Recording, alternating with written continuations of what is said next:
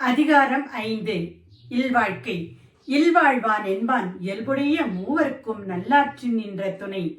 பெற்றோர் மனைவி மக்கள் மூவருக்கும் நல்வழியில் துணை புரிபவனே சிறந்த இல்லறத்தான் ஆவான்.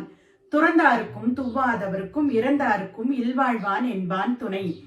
துறவிகள் ஏழைகள் ஆதரவற்றவர்கள் ஆகியோருக்கு துணையாய் இருப்பவனே இல்லறத்தான் ஆவான். தென்புலத்தார் தெய்வம் விருந்தொக்கல் தானொன்றென்றாங்கு ஐம்புலத்தாறு ஓம்பல் தலை. முன்னோர் தெய்வம் விருந்தினர் உறவினர் தன்னை சார்ந்தவர் ஐவரையும் காப்பதே சிறந்த இல்லறத்தானுடைய கடமையாகும். பழியஞ்சி பார்த்தூன் உடைத்தாயின் வாழ்க்கை வழியெஞ்சல் எஞ்சான்றும் இல். அறவழியில் தேடிய செல்வத்தை எல்லோருக்கும் பகிர்ந்தளித்து வாழ்பவனின் வாழ்க்கை குறைபாடு இல்லாத ஒன்றாகும்.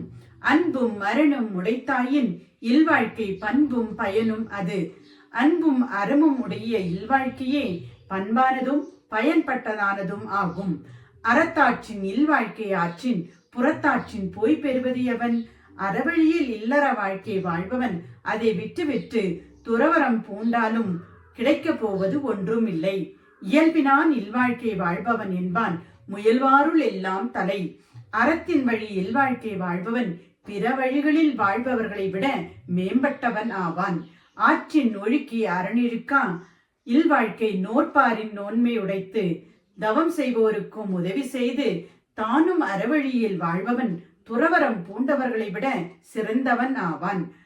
அரணெனப்பட்டது இல்வாழ்க்கை அஃதும் பிறன் பழிப்பது இல்லாயின் நன்று.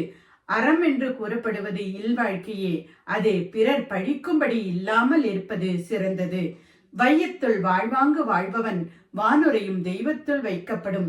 இந்த உலகில் அறவழியில் முறையோடு வாழ்பவன் விண்ணுலகில் உள்ள தெய்வங்களுக்கு நிகராக வைத்து போற்றப்பட வேண்டியவன் ஆவான்.